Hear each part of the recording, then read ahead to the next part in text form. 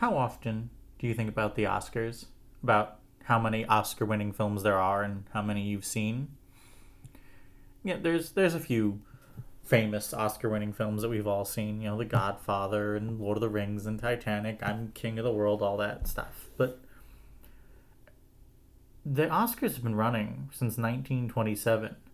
There are currently over 1,000 films, feature-length films, which have won an Oscar. How many have you seen?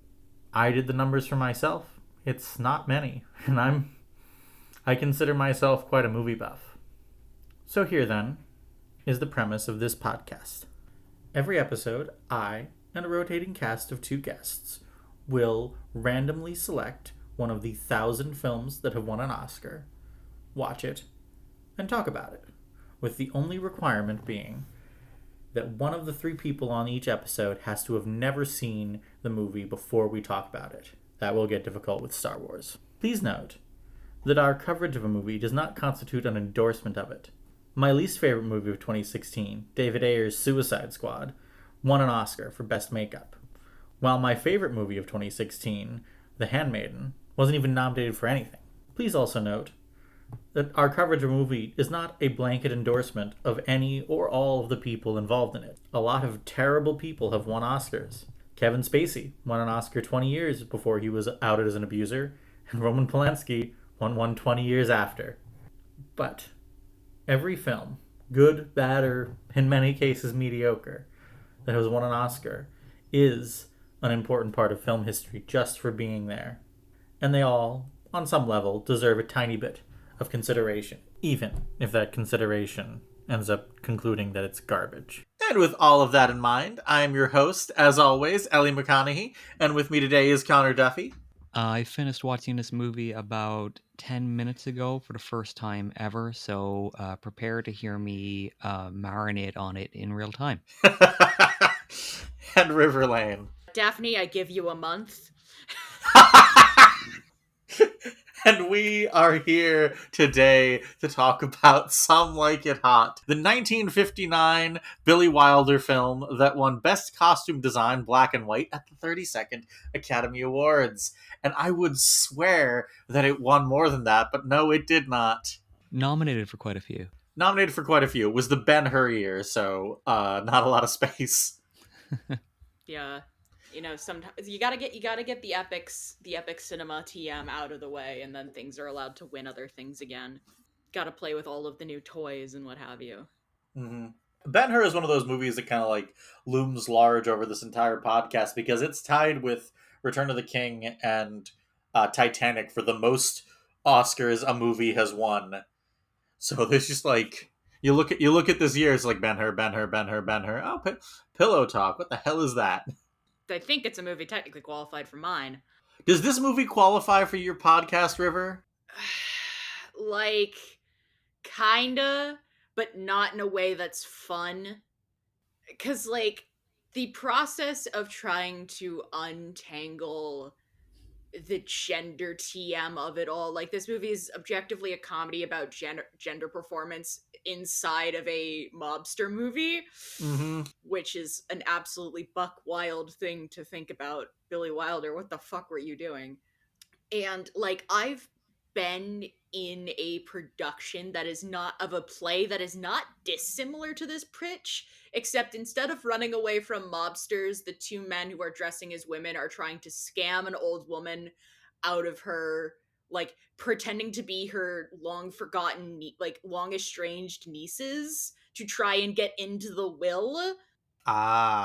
It's a very strange play that I did my freshman year of high school, in which I was the old woman, which was hilarious because I was the youngest person on the cast. I had a friend in high school.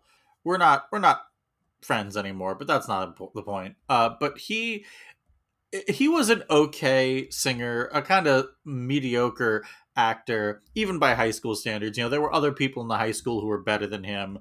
But the thing is, he always had a guaranteed spot in any performance they did because he could grow a beard, like a full beard in high school. So I'm like, we need a dad.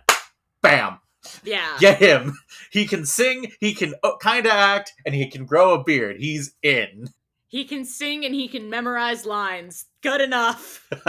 That is indeed good enough for high school acting. No offense if you're a high schooler in theater, you are doing the Lord's work, but also no. My jokey, what's the? I recently watched Patrick Willems' new video, and he said that the letterbox ecosystem encourages film nerds to make the funniest one sentence review they can, which Jesus, Patrick, don't come for my throat like that. But the my jokey one sentence review of this movie is, so we've all got like the Transbian remake script in our heads, right? It would be like comically easy to rewrite it to make these two Transbians, like that's to make them come out as a result of this. That's like we're all aware of that. That's where I'm landing on with the gender of this fucking movie. Yeah, mine is give it a few more months, Daphne. Yeah. Because I knew, because again, I'm also a first time viewer. I knew that it was about like cross dressing to some extent to get away from the mob, Mm-hmm.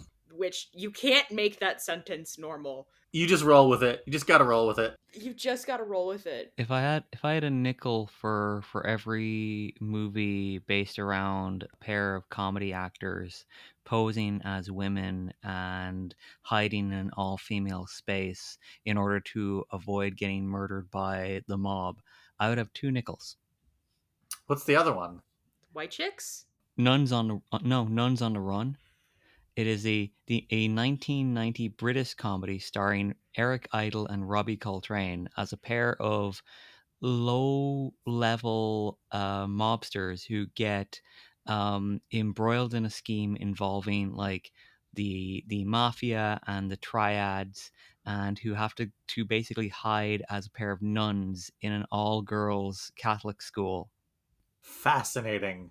Yeah, it Directed by the guy who did My Cousin Vinny?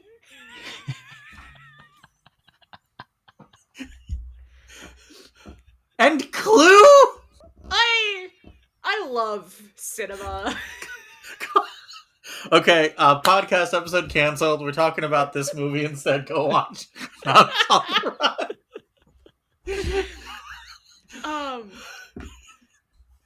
But yeah, as much as you can't make that sentence normal, the like prior to the mob entanglement, the way that Jerry has this plan on lock out of the gate, he's just like, I got it. And I'm like, you have that too prepared, my friend. Mhm. yeah, I have to ask, right? And you can like dispute this with me if you want, but like yeah, like I knew going into the movie, okay, they both basically they dress as women, they pretend to be women in order to avoid like getting killed by a bunch of mobsters. I didn't realize that Jerry hears this, that he hears the need of this like talent agent, and immediately is down. Like so, like Jack Lemmon's character is meant to be trans, right? Hmm. Yeah, It, I don't know if they would phrase it that way because it was 59. 59, yeah. But like if we're looking at it through a modern lens, like Mm-hmm. maybe to use the modern parlance, maybe the egg has not yet cracked, but there are certainly little hairline fractures. It does sort of lightly remind me of what's a modern example? It's like you have that one dude friend who like you're over at their house and they're playing Mass Effect, and it's like they're playing FemShep, and you're sitting there going like, "Why are you playing FemShep? Do you want to do something specific?" No, I just hate playing as men. Okay, okay. I do think that in our there that is a level of cross dressing in the year of our devil 2025. Well, at least in the sense of like a lot of the old school games, because a lot of new school games just make the characters player sexual, Yeah. for better and for worse. But that's a different diatribe. But yeah, I also came into this movie blind because, fun fact, I did find the paper I wrote about this movie, because the first time I ever had to try and have critical thoughts about this movie was for a history class in my second year of university, and they were like, you have to pick a media thing and you have to tie it into, because that was like the part of the that was like the class was talking about media into the context of the history that makes it. And they gave us like a list of selected media, and they were like, you have to write a 10-page paper tying that piece of media into the cultural at large. So I wrote the paper about it in regards to both the Lavender Scare and the death of the Hays Code, and the history and the larger history of the screwball comedy. Because like, there's the old adage that like the screwball comedy is, japes and jabs as a way of doing sex, because you couldn't actually portray these unmarried characters as having boned. Mm-hmm. So instead they just snark at each other to death until they inevitably get together. But like, yeah. I mean, like in the in that scene on the boat, like Junior and Sugar are metaphorically fucking, right? Like that's where we're at. Oh yeah. Okay. Oh yeah. That's what I wanted to make sure I'm not like, reading too much into this. But like, yeah, and continue with your thoughts. Sorry, go ahead, River. No, you're good. You're good. And so, but you have to understand, this paper was assigned like was going to be our final paper. My sophomore year of college is the year the lockdown started. Ah. So I got home after like university shut down. I got bailed home because I'd only been back in school for like a couple of weeks, because our semesters ended in like early, like mid-March, like before mid-March-ish, maybe April if you had exams. And our like we had winter break, and then we had a reading week over February. And I'd been like in Disney over reading week in February. I got back from that, spent like 2 or 3 weeks in my dorm, and then was shipped home because the university was closing and I had to get home before the borders closed. So I'm sitting in my childhood bedroom trying not to spiral over my last 2 weeks of classes, losing my goddamn mind, and deciding that I just need to finish this fucking paper. And my parents didn't own the movie, and I felt awkward about trying to ask them to like view it while I took notes. And so I just said, fuck it. And I used the IMDb summary and the research I was already doing and the shit I already knew about the Hays Code, because this was for a history class, but I'm a film major, so I've already had to write like 3 papers about the Hays Code. And congratulations, Alex, who was my TA at the time. If you're listening to this, you did read that paper while I was sitting on a throne of lies. And I think I got a B. We have a rule here that we must always have a person who has never seen the movie before watching it for this. I think you are the first person who is fulfilling that requirement while also having written a paper on it. I love you, River.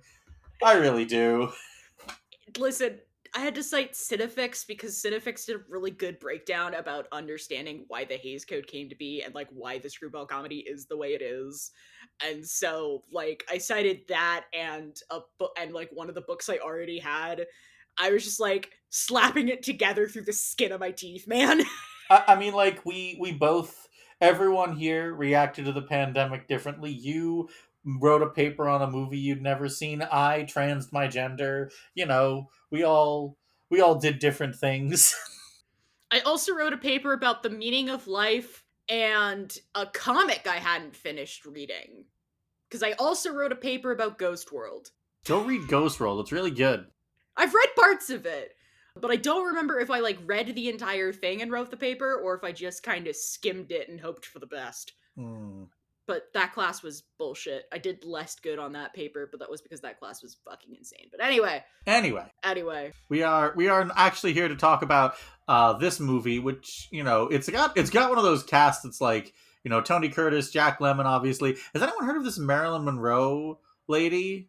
I feel like she's gonna go far. Yeah. And men are gonna be weird about her. And are gonna be weird about her until the end of fucking time. Until the end of the fucking time. Forever and ever. I was surprised to find out that Joe Brown wasn't more famous outside of this movie. I don't recall which character says it, but some character calls him Satchel Mouth. I'm like, yeah, that's a pretty good. That's mean, but that's accurate. Is that Osgood? That's Osgood, yeah. Yeah. Very expressive face, that man. Incredibly. I would have been like, yeah, that's a character actor in the making, or like give that guy a couple of years and he'd be a great VA. Mm-hmm. But alas, we exist in the linear time of the way it is. I think my as Ellie experiences New York. I think my thing, like one of my I took very scant notes on this movie because I think I have a conundrum with comedy where like the more well-known a comedy is, the less I get anything out of it. Mm-hmm. Cause like there gets to a certain point where like all of the good lines get spoiled.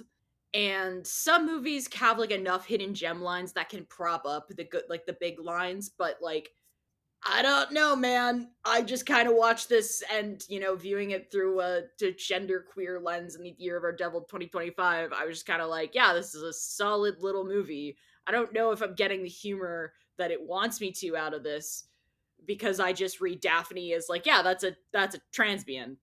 Yeah. No, I think she just might. I think she might be the rarest of kind of trans girl I know, which is a straight trans girl. She is down to marry Osgood extremely quickly. Yeah. I wouldn't put it past her for it to be a money thing. It is explicitly a money thing. Yeah, like she's just a gold digger and we support women's wrongs. We do support women's wrongs. I mean, Osgood doesn't seem to have a problem with it either. I mean, he's been married 7 or 8 times, so Yeah. Yeah, he's got a lot of gold for them to dig, so he seems to be chill with it. yeah. Yeah. And so like, I watched this movie and I think the line I took note of for my tracking guide was the, suppose like Michigan floods, buddy, the town is underwater. And first of all, excellent exchange. Top tier exchange. Yeah. Number 2, one of my intro joke, if I hadn't gone with the I give Daphne a month, was I live perpetually in a city drowned by Lake Michigan, or in this case Lake Ontario. We all live in a time where the town is underwater. Number 3, that cop is so fucking dumb.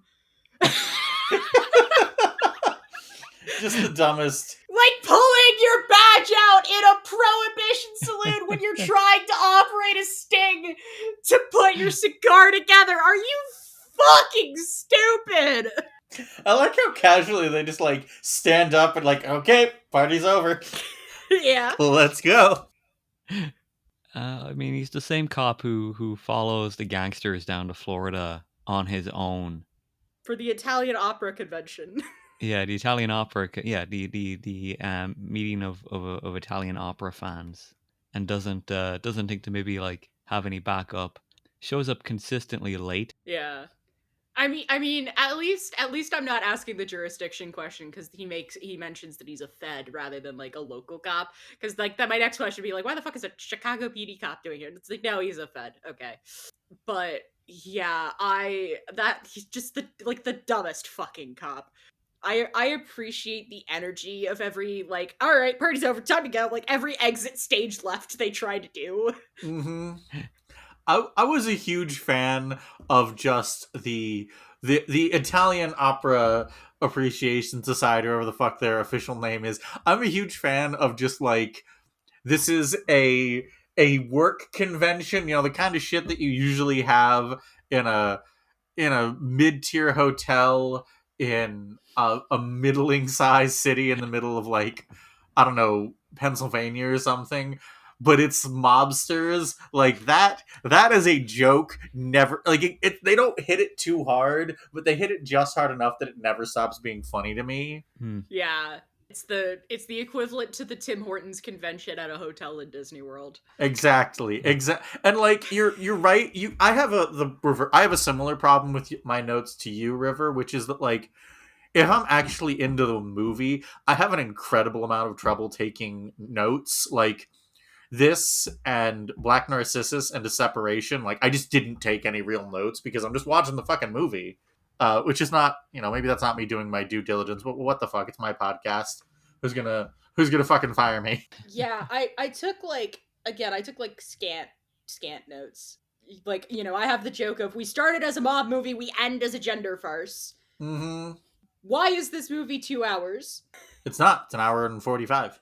According to Tubi, it's 2 hours a minute. Mm-hmm. My copy, I think I watched it on. Did I watch it on Blu-ray? My copy ran a little shorter than that, but maybe I just felt shorter than that. Hey. It's a very good score, and apparently I'm older than Sugar in this, which, huh. Well, how old was Marilyn Monroe at this point? She was what, like? Let's see. This was 59. released in 59. She was Like 32? she was 33, 32, 33 when they filmed it. Mm-hmm. She was 36 when she passed away. That's a bummer. Yeah, she's Yeah. not got a lot of time left, which sort of like is one of those things that hangs over the entire film, but we're not gonna talk about. Yeah. Yeah. Because the life story of Marilyn Monroe is one of those things that's just like a huge fucking bummer and very complicated subject. And I don't want to deal with either of those things. So we're just going to acknowledge that those things are true and talk about the very funny movie we watched instead. True. The part of the movie that most clicked for me as I see a glimmer of where you would take this movie if it were done as a remake, and or I see where this pattern spreads out, so to speak, is the scene where they're trying to hold a party in a bunk on a train. Yeah. I like how rapidly that scene escalates. That truly the most Rube Goldberg, like, everything had to go such a way to get this to the point of where we are. And there's the absolute, like, girls being girls insanity of it.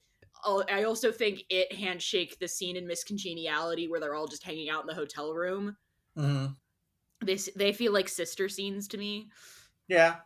I think if you went and watched Miss Congeniality with the director's commentary on, I imagine that they would probably cite this movie as a inspiration. I have to imagine that any cross-dressing comedy made since is going to cite this and Tootsie as their inspiration.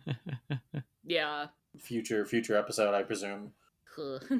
It's interesting. So like we're gonna rip this band-aid off pretty quick because it is something that has to be said. So this is a movie about two men who dress up as women. I am a 35-year-old transgender woman. That shit can get kind of weird kind of fast. It is not a mistake that the Daily Wire made their anti-trans movie a cross-dressing comedy. It is fucking very easy to get there. I don't think this film is there. I don't think it's like, on the flip side, there's always just this element of in cross-dressing comedies, there's always an element of, if gender is a performance, well, these guys are actors, you know? Yeah. There is always something that about how quickly, for the sake of the plot, to be clear, people have to buy the cross-dressing character, that sort of points out how fluid and based on signifiers gender is in the minds of the public, you know? Yeah. I think for me, the way that it sort of like doesn't come across as like something that makes me want to put an ice pick through my eye, Hmm. as somebody who was culturally raised female but is mostly non-binary these days, the idea is, number one, it doesn't demonize any of the other women in the film, Yeah.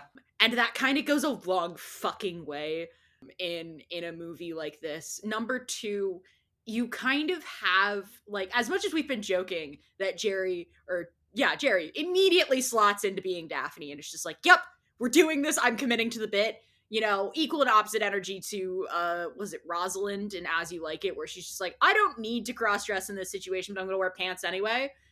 Like, I am lightly reminded of me at 7 years old watching Ron the One Half. Yes, I was too young to watch Ron the One Half. Leave me alone. Wondering, I don't get why he's upset about getting turned into a girl. I would be upset to turn back, and my mom just being like, "We're gonna ignore that." yeah, and so, like, the idea, so you get the dichotomy of, like, Joe, who is playing a character but, like, wants to go back to being a guy, please, for the love of God, and someone like Jerry, who's like playing a character, but like they don't hate that this is what's happening, like, again, give Daphne a few months at a better time and maybe that egg does crack. I think doing both helps. Mm-hmm. Like, if you have both characters wanting to crawl them out of their skin to get out of this facade, it can get really like, okay, you haven't thought this through, sort of thing.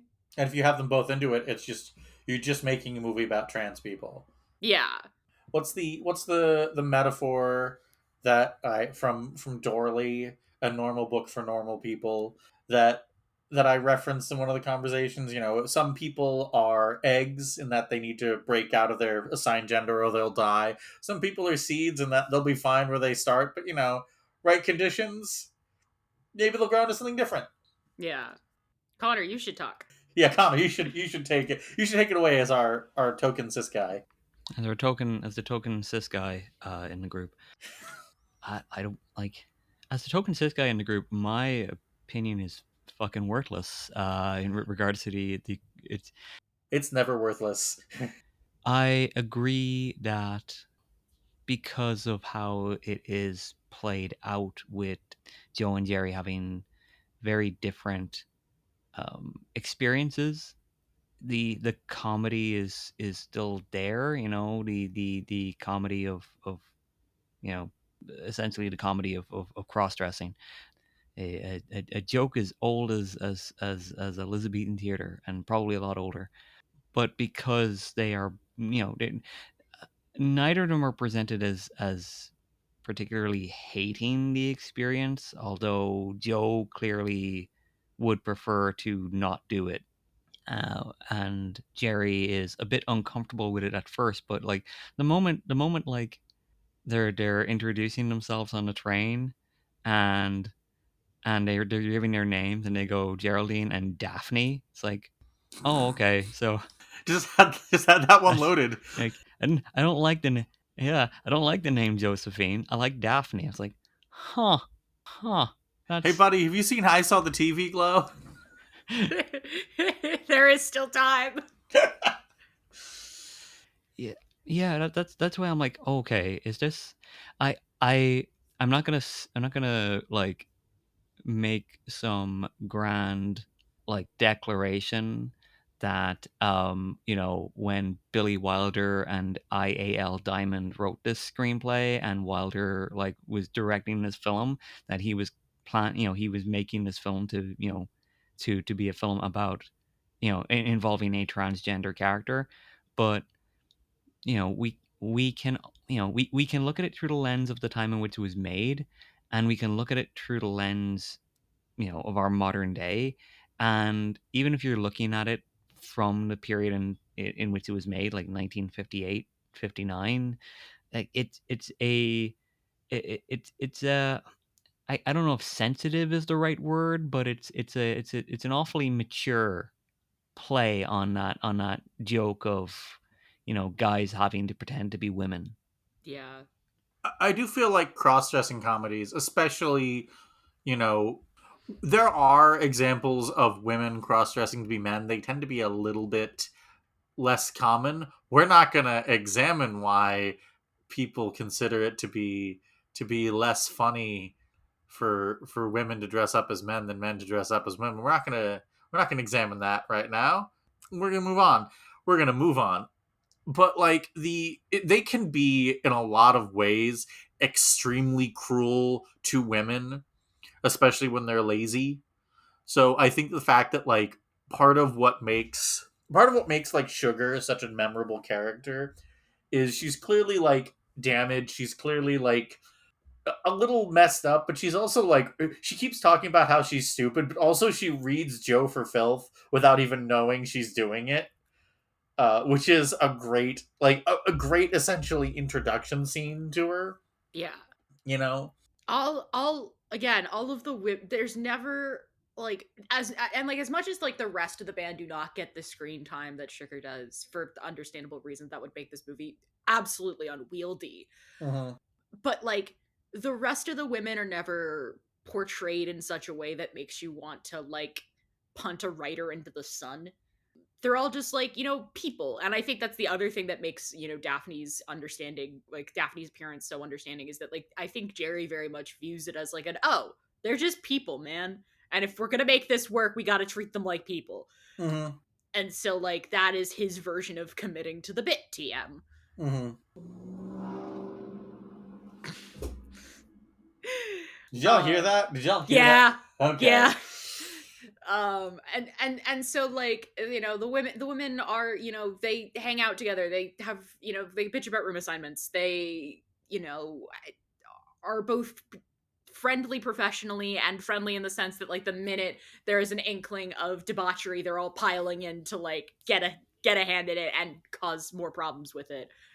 Which I was not expecting the prohibition to loom so largely over this movie. I should have, because it is a movie that is trying to poke at and reference the St. Valentine's Day Massacre. Mhm. But I underestimated how much prohibition was part of the plot TM, as it were. I quite liked just as a bit of filmmaking, like they have the opening drive and shooting sequence, and then they reveal that you know the gangsters are all in a hearse because their initial front is a funeral home, which that's clever, that's cute. Mm-hmm. And then they reveal that the coffin in the hearse has gotten shot and it's leaking alcohol, and then they throw up the Chicago 1929 or whatever, Yeah. which I think that was very fun as a piece of filmmaking. Hot take: Billy Wilder, good director. Good director. He's got a few good ones in his in his you know, past, I guess. Yeah, got a couple of decent ones in here. Yeah, Sabrina's pretty decent, I guess. Yeah. I forget. I think I'm right when I make this joke, but I'm just gonna double check because I don't want to be an asshole. Quickly researching jokes before we make them. No. Okay. No, I'm wrong. It's fine. What did you think he made? His Girl Friday. No, he did make Sunset Boulevard. Mm-hmm. Ugh. Ugh. I got a lot of thoughts about Sunset Boulevard. Different podcast. Drag River on to Sunset Boulevard. Got it. But no, I was gonna give him His Girl Friday, another movie that like very much doesn't hate the female character in the room, which is nice. No, that I tangenting off. Never mind. No, I was simply gonna say that like it is. I will say that it is good. It is okay at portraying women for a movie from the 50s. It's really good at it. You know, once you start grading on the age curve, it gets a lot better. Yeah, my bar is on the floor for a movie from 1959. Yeah. A 1959 movie that is playing on the edge of whether or not we give a shit about the Hays Code. My bar is in the basement. They are 59 is like the tail end of the Hays Code, right? Like that's when stuff was really starting to fracture there. Yeah, it's basically because like it doesn't fully end until like I think the mid 60s. But this movie, like part of the like historical context of this movie, TM, that I wrote an entire fucking paper about, is the idea that like this is the reason this movie is famous is it's one of the first that just says we're not submitting it for approval. Fuck you. We're just gonna put it out because they knew that like Mm-hmm. it would have never gotten approval had they put it through the code. And Wilder, as a solidly established director, had the cojones to actually be able to do that. Mm-hmm. And like, if you want to read a really interesting book that's like a little complicated because it was written about a decade ago, a little under a decade ago, you should read fuck it, I don't remember its title and I can't find it off the top of my head, but it starts with obscenity and it's written by Stephen Tropiano. Editing Ellie here. The title of the book is Obscene, Indecent, Immoral, and Offensive. 100 plus years of censored, banned, and controversial films by Stephen Tropiano, who is a film scholar out of LA, and he does a really good like timeline of all of the different like in the 20s how every state had their own censorship board, and then like, okay, no, we can't do this, we gotta figure out a better way to do this, and how like so much of the like it does touch on the fact that like the Hays Code was the way of keeping Washington out of it. They're like, no, we cannot have the government get involved, we are going to do it on our own, so help us God. mm-hmm. Which is basically what the MPAA is now. Yeah, and then like going into the complications of like getting that system underway and eventually transitioning into the MPAA, and then talking about like how films since the MPAA's establishment have sort of bent and broken things of common decency and whatever. It's a fairly solid book, and it's not inaccessible for a essentially film textbook. Mm-hmm. If I remember the title, I'll tell editor Ellie, or I'll pull it off my shelf because it's across the room right now. You want another Ellie insert? Editing Ellie here again. Yes, they do want that. Yeah, you know, Fair. I gotta flex your editing somehow. But yeah, like it's sort of in this weird, like historically speaking, it's in this bubble of like that's the thing it's known for outside of being a fairly solid comedy from 1959, is that it is one of the things that is sort of the straw that begins to break the Hays Code's back of being something that people give a shit about, because they're like, oh, if this movie can be submitted without it and make, you know, X number of X number of dollars, that is like a generally decent success.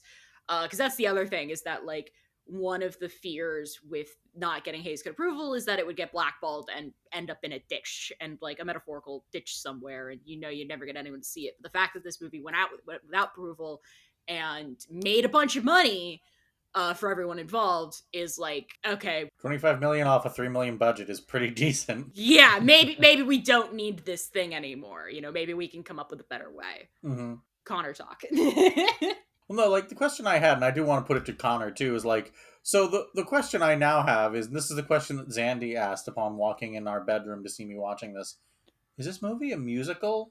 No, no. There is some fun music in it, but I don't think the music doesn't really move the plot forward. It's not integral to Mm-hmm. the to the plot progression. It's more of a movie with music in it than a musical. Okay. Kind of similar to The Commitments. Like The Commitments is a movie about a band. Music plays a big part in that in the story of that movie, but it's not really essential to the plot. It just ensures a fucking awesome soundtrack. Yeah, I understand how Broadway got a musical out of it, for better and for worse. But it is, you can zone out during the musical numbers and lose nothing. Except for kind of the one where, except for the one at the end, mm-hmm, that is part of the wackadoo chase sequence through the hallways that like becomes a Scooby-Doo chase with guns. The precursor to the Scooby Doo chase. The precursor to the Scooby-Doo chase, but with guns. I do, to get back onto the mob plot for 5 seconds, I do love putting a guy with a machine gun in a cake. yeah, And then being told not to fuck up the cake because you promised your family you were giving them a slice. Good bit! Solid bit! the mob stuff is one of those things where like I feel like it could be pretty grim if it weren't like so self-consciously wacky occasionally. Like the note that I took is that I love that Toothpick Charlie still has his toothpick in his mouth after he's shot, and then to indicate that he's dead, they kick it out of his mouth. Yeah. And like the guy's fucking named Spats. Like, Because of his spats. first of all, what is the purpose of Spats? From like a fashion practicality standpoint. They look neat. Look at how dapper he looked. He does look dapper. Sure does look like a movie gangster. The classic having to get all your guns taken out of your form, pulling the golf club machine gun out. What like there's some really farcical like sight gags and yeah, checking for weapons. The guy's gun, it's not loaded. He checks the guy's outer pants leg and just fucking 20 bullets fall out of it, scatter across the floor. The golf gun, the gun and the golf clubs. Yeah, that has a golf club attached to it. Yeah, it's that's what I mean. Like, they're referencing a real life massacre. A bunch of people really did die. I was going to say, like, they wouldn't do that now. What the fuck am I talking about? We've made like 6 different movies about school shootings since Columbine. Never mind. Yeah. We live in hell. I was gonna say, I think at least 3 different, like, fucking Glee did a school shooting episode. Like, come on, y'all. I don't recall what critic said it, but like there was a solid like 3 or 4 year period after 9/11 where like we were being very respectful about how we depicted mass destruction in particular in and around New York City. And then I want to say that like J.J. Abrams basically went, well, you can't deny it made for good TV, and just released Cloverfield, and everyone's like, oh, well, we're back on, baby. We're back to destroying major cities and landmarks. Yeah. Yeah. If J.J. Abrams had not done that, we have to ask ourselves how many, White House Down and equivalent movies would we have not gotten, right? Gerard Butler's whole career That's true. relies upon Hollywood's willingness to destroy major American landmarks. Could we have killed the MCU in its crib by not letting the Siege of New York happen? They've apparently made 3 Has Fallen movies and 2 TV shows. Love that piece of information. Thanks, Hollywood. I forget. That's not the series where like the first one is Channing Tatum in like, because like there were like 2 different White House siege movies happened back to back. Yeah. Yeah, I think that's the okay, according to Wikipedia, which is what I'm looking at, that is the one with Gerard Butler. Okay. I think it's is it White House Down is Channing Tatum plays the security guard to Denzel Washington's president? No, it's not Denzel. They couldn't afford Denzel. They got Jamie Foxx. Right. I'm very sorry, Jamie Foxx. No, he deserves that. We love you, Jamie Foxx, but also, like, except for some very specific movies, notably extremely good movie Collateral. Most of the time when I see him, I was like, so Denzel said no, huh? Which that is a well-respected niche in Hollywood. Mm-hmm. Except I can't imagine the casting director of a movie talked about on this podcast, Rio. Because Jamie Foxx is in Rio too. Because the other niche that Jamie Foxx has is you need a musical black guy who can also act. Because both he and will.i.am are voices in that movie. Oh my god. Well, actually, no, if you want a musical black guy, I feel like at that point you're like, no, Idris Elba said no, and then you get Jamie Foxx. Are we really hoping that Idris continues his musical career after Cats? Please, everyone, I need you after Cats, everyone listening, everyone involved in this podcast, pause the podcast, go and Google DJ Big Driss. I mean, alright, yeah, I forgot he has a DJ career. But that's, like, different, you know? I don't want Idris Elba singing. I'll let him DJ, because anyone can DJ. We are so far off topic, I don't even remember where we got here. This is the problem with me and River. We just, like, our ADHD feeds each other. Long story short, Some Like It Hot is not a musical, but there are some good numbers in it. Apparently it has a musical adaptation, which doesn't surprise me at all. They give anything a musical adaptation these days. Yeah. Sophie's Choice, the musical, coming to Broadway. No. The Sophie's Choice. Which one shall I pick? The Sophie's Choice musical. Which one shall I pick? Never makes it to Broadway. It does, however, become such a cultural phenomenon in the off Broadway that, like, they are clamoring for it, but they never find good enough. They can't find a theater they're willing to wreck enough for it. Because it's actually just a warehouse on some guy's property on a pier. From the people who brought you the wit and wisdom of Ronald Reagan, it's Helen Keller, the musical. Let's see if that joke makes it to the final cut. We unfortunately have in the editing bay here to give you a peek behind the curtain. Laugh rule. If it made me laugh, I can't cut it. Wouldn't be honest. We are just pitching things that would have shown up on the TV show Critic, huh? Yeah, we are. I would feel like I was gonna joke that Some Like It Hot the musical is a joke would be like a joke on the Critic, but I feel like did they do? Was it Hunch? Yes. Yeah, that was the Critic. Gotta watch the Critic again. What a good show. You do. Oh. Great show. No, but this one does have a musical, which I feel like that's a I should have looked it up before the episode. I feel like I heard that they just had Daphne be trans in that, which sure, why not? Go for it. Stop. They made. I wanted to get tickets to see Titanic the musical, but so we've crossed the musical event horizon. Whatever you want.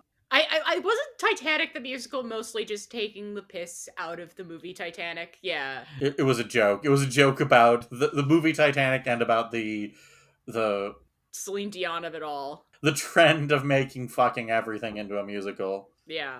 I don't remember where I was going with the question about whether or not it was a musical. I think it was just like a discussion point. Yeah. It sometimes happens. I think it has more. I think it has a few extra musical numbers in it because Marilyn Monroe was just a very good performer. Mm-hmm. Like she could sing, she could dance, she could act, she could piss off the rest of the cast by demanding dozens and dozens of retakes. She could repeatedly screw up the same 3-word line. But you know what? It's all left there on the screen, isn't it? So, yeah. It is. Yeah. I feel like I do try to be, especially with women, I try to be a little bit more forgiving than maybe I should be about stuff like that. There's this joke that a friend of mine who has worked in movies likes to tell about hearing about actors. you know if you hear a woman is difficult on set, I mean, she wanted to do a few too many takes and didn't enjoy doing nude scenes. If you're a man is difficult, oh, he definitely sexually assaulted somebody. Mm. Which, maybe, I don't know, I didn't bother to look too deep into the production of Some Like It Hot going in. I had heard that she was apparently a pain in the ass on set. Yeah, like keeping in mind that this was only like 3 or 4 years from her, very, very early death. Mm-hmm. Like at this point, this was a point in her life where I think her addiction issues were continuing to have an issue with her, and it was also one of those things where she was, she I guess she was married to Arthur Miller at the time. She she had Paula Strasberg as her acting coach. She was there was a lot of like there were a lot of disagreements between her and other cast members. This is like, I think the most famous thing is like Tony Curtis saying that kissing her was, quote, like kissing Hitler, due to a number of retakes. It's one of those things where it's like, you hate to talk too much about it, and I know I'm talking a lot about it now. Just I think people enjoy the drama of a difficult production, Mm-hmm. especially if the final resulting movie is either really great like this one or an absolute catastrophe. Mm-hmm. And yeah, but yeah, it was just one of those. It's one of those situations where, like, I think there were a lot of things going on in her personal and professional life that unfortunately were having that knock on effect on her at that point. So, yeah, I agree that, I want to cut her some slack, but it's also one of those unfortunate things where, e- like, everyone around her could see that she probably needed to take a break, but nobody, including her, was ready for that to happen. Mm-hmm. I do like that. Apparently, apparently, the Billy Wilder, when he was asked if he'd ever work with her again, did say, "I have discussed with my doctor and my psychiatrist, and they tell me I'm too old and too rich to go through this again." That's a good line. Yeah, but he did say that Monroe played the part wonderfully. Like, She does. She's good at it. yeah, I think, yeah, she's great. As sorry, just another great quote from Wilder. A guy who knew his way around a good line, huh? Mm-hmm. Because I think there are more books on Marilyn Monroe than there are in World War II, and there's a great similarity. He did know his way around a good line. Yeah. No, like, you're right that, like, people like to hear about troubled productions. I own books on on the making of the Bonfire of the Vanities, or Heaven's Gate, because like filmmaking is every film is a miracle. Like never audience members in particular, never let that drop out of your head. Every film that has gotten in front of the screen for you to see, no matter how cheap or like lazy it looks, it's a fucking miracle that it exists. And so it's like it's always kind of interesting to see all the ways that can like break down when someone is overindulged, when no one knows what they're doing, when stuff just kind of goes wrong. I'm still very much hoping that before we cover the fucking 2016 Suicide Squad movie, someone writes a fucking book about the behind the scenes on that one. I desperately want to know everything that happened.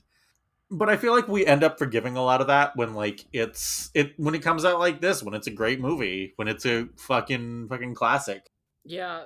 Yeah, absolutely. And also, like, as somebody who gave up knowing shit about celebrities for Lent, Mm-hmm.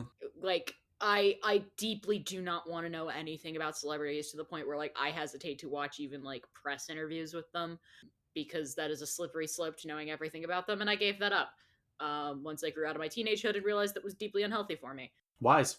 And so like there is a certain level to which I have that same opinion about production histories, where I'm sort of like, most of, like, especially movies like this where so much of it has become folkloric and mythic to the point of like, okay, but what's the actual fucking truth? And like even getting to the actual fucking truth has somebody's fucking bias involved. Mm-hmm.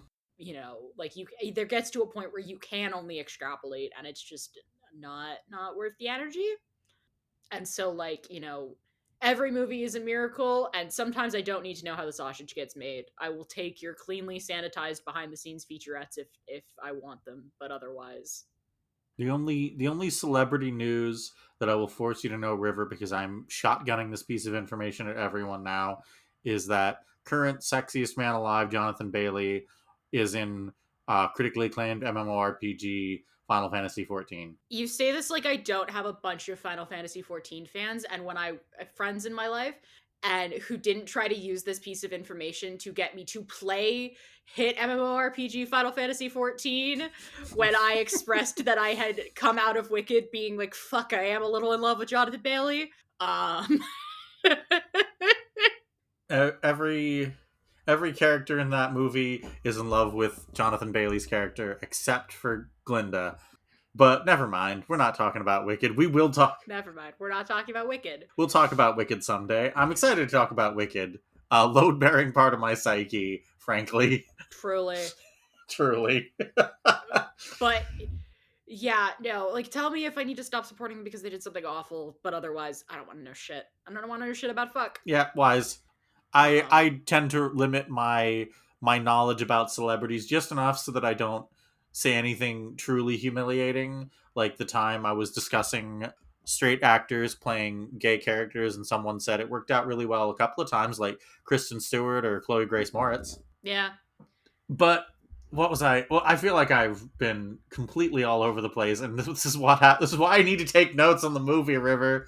I like fucking, but like the other thing is that like this is an hour, an hour and change, 2 hour comedy that like straight up its second act, like the montage between Sugar and Joe on the boat and Oswald and Daphne on shore, my eyes started to glaze over for that. Like I get what's going on, but like also it goes on for like 3 minutes too long, and I'm just kind of like, all right, okay, I get what's going on, I understand, can we please get back to the mobsters? And I fully like was prepared to not have the mobsters show up again, not until I was rereading the paper and realized, oh, the mobsters do show back up again, that's weird. And then like we got to the part where the mobsters showed back up again, and I'm like, finally the plot has come home. I like how the mobsters just show up. Like no real. They can barely pretend to have a reason for the mobsters to show up. I'm like, fuck it, we're convention. I always do kind of vibe with it when a comedy in particular, especially comedy as wacky as this one, it is an extremely wacky comedy, is willing to just go, yeah, we don't really have a reason for this. It's fine. Go with it. Yeah. And like, I'm content to go with it. But it was also like one of those moments where I'm like, finally, the plot has returned home. So like as my ace friend, do you think that Joe, when he's talking with Sugar on the boat and like lying about how he doesn't feel anything, is he describing being gay or describing being ace there? I think he's describing being Arrow. Okay. I think he's described, like, I was listening to it and I'm like, yeah, that's sure is an Ace Arrow reading of a situation. Like, I know you're lying about it, but like, Mm-hmm. yeah, man, that's it, because like that's like the sex repulsed, or yeah, sex repulsed, like asexual experience. Mm-hmm. As somebody who vacillates wildly between neutral to repulsed, depending on the day of the week and whether or not I'm planning on bleeding out of an internal organ anytime soon.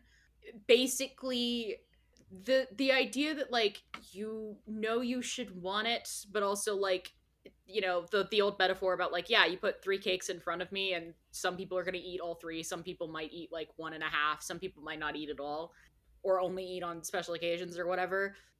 The way he describes it reads much more Arrow than it does Ace. Mm-hmm. Like he's talking about it like it physicality speaking, but he also mentions, I think there's like a toss off line of like, yeah, I've had, the women have tried and it's just like not worked out, and I'm like, he could be gay Arrow and Ace, who knows. Is he gay or is he Arrow? That man is gay and European. The eternal question. Did he betray you, or was he just very, very gay? Thank you, Anthony Oliveira, for that line. God, I love Avengers Academy. Everyone should be reading Avengers Academy. This is a threat. The new one, not the old one from the aughts. Yeah, unfortunately, like, aside from just like detailing, like, okay, aside from like detailing queer subtext in the movie, like if I'm writing this movie in enlightened nightmare year of 2025, like those girls in the band, at least four of them are like having a really annoying love quadrangle that's gonna make everyone else's problem, right? Yeah, absolutely.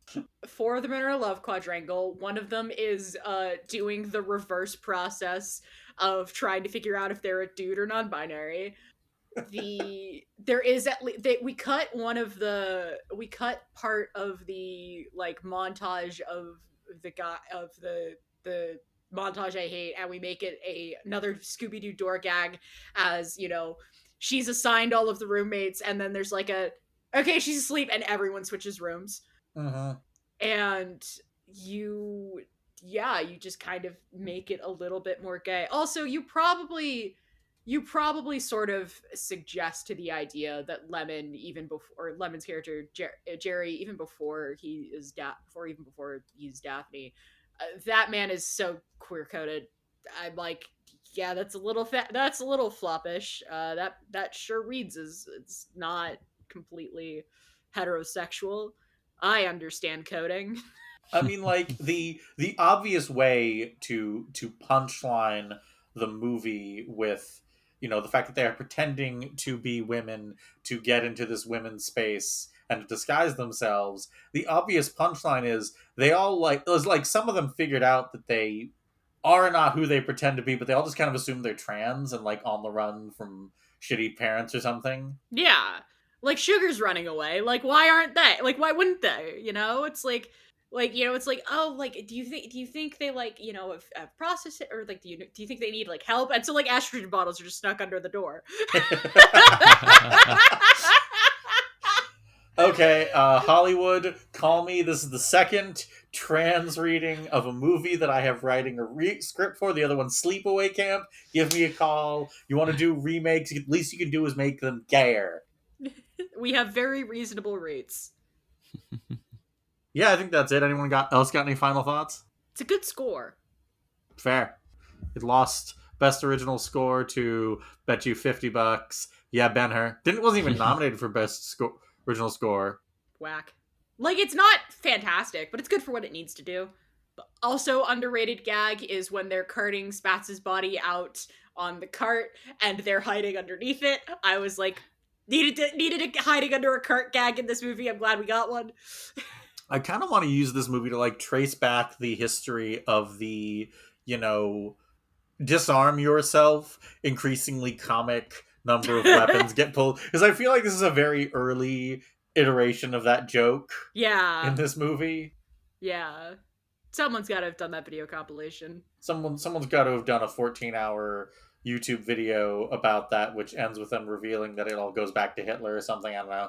Yeah. Do you think we can convince Todd to stop cataloging music videos where the artist does karaoke to their own songs to like get on this? No. I don't have that strong a line to him, and also I don't want him to stop doing that. Yeah. It's a very amusing gag. I do appreciate it. Any final thoughts, Connor, since we talked over you so much? That's okay. Like I said, I had only just watched the movie. It's hard for me to say much about it. I've only just watched it. I might have more thoughts on it when I marinate on it a bit more. Appreciate little Bonaparte, that Mussolini looking motherfucker,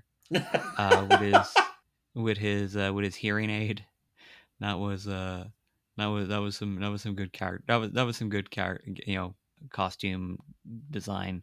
I'm sure that's what they won. And I'm sure it was like little Bonaparte. That's it. That's the Oscar-winning look right there. Mm-hmm. I also appreciate how I know I loved Cary Grant. I loved Tony Curtis's supposed Cary Grant impersonation. Yeah. And Cary Grant upon seeing the movie being like, I have no idea what they're talking about. I don't sound like that at all. Yeah, you do, Carrie. Shut up. I have not seen enough Cary Grant movies. Has a second Cary Grant reference in this podcast since we've already mentioned His Girl Friday. We did. Yeah. Yeah, it was great. It was a fun movie. It's 2 hours long and it kind of flies by. Mm-hmm.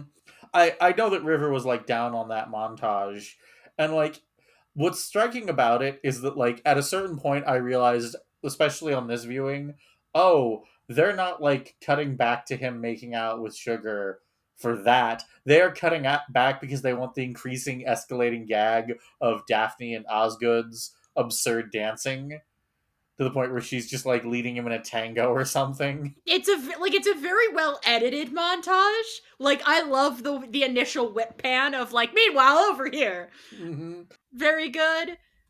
I don't know, man. I just think like I said, I think it goes on for like a minute or two too long. Fair enough. Fair enough. Do you have anything to plug though, River? That's the real question. Do. You can find me on Blue Sky at Dreams Rebel. You can find me at my own website, blog.filmlion.online. I am the host of The Straights Aren't All Right, a podcast where I gather a bunch of queers together, make them watch straight rom-coms, and try to answer the question, are the straights, like, okay? In the case of this movie, one would argue they're not entirely straight, so... Yeah, we never did nail down whether or not this is eligible for your pod. I hesitate with Joe, you know? I think he is ostensibly straight, but I also wouldn't put past, like, some performative male bisexuality in there. Mm. Mm. He wears a hip chain in the 2025 remake. Anyway. Connor, do you have anything you'd like to plug? You can find me on Blue Sky. I am at Young Mr. Duffy. My wife Katie and I, we are two halves of Third Country Press. We make zines and games and supplements. If you look for third/country/press.itch.io, go right there and give us your money. And we don't have a podcast, but we do have a radio show on BFF.FM. It's released every Thursday. Third Country Radio. We come up with a different theme every week, and then we talk a lot and play some great music. What is a podcast but a radio show with pretensions? I mean, technically, we pre-record it, so in a way. As always, you can find me, Ellie, on Tumblr at Football in Tuxedos with dashes between the words. You can find me on Blue Sky, Medium, and Letterboxd at LSR42. And you can find this podcast on Blue Sky at Biggest Night Pod. We are available on both Spotify and YouTube. And if you follow us on YouTube, be sure to give us a subscribe, maybe like and comment on the videos so that you can tell me which parts you like and which parts you don't. And in addition to all of that, Connor's wife, Katie, is also raising money for the Lodi Family Center. Lodi. Lodi? Yeah, in the same way that the nearby town of Medina is pronounced Medina. Okay. But please continue. No, Katie is raising money for the Lodi Family Center. We I think my boyfriend just came in to admonish me for my pronunciation. I was coming in to tell you that I was going to make pasta, but I heard you say Lodi, like tradie or roadie. Totally derailed that. Katie is raising money for the Lodi Family Center while SNAP benefits are shut off because of the ongoing hellscape that is 2025. Hopefully, by the time this episode goes up, the government will be back, but who even fucking knows at this point?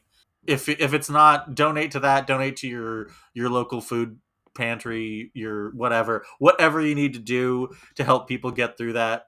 Shit's really shitty out there. But what isn't really shitty is the fact that in 2 weeks we'll be back with another episode, and I'm trying to keep the rest of this year kind of light. So for our next episode, we are going back to the 80s to talk about the 1987 Joe Dante film Inner Space. Hope to see you there. Hell yeah.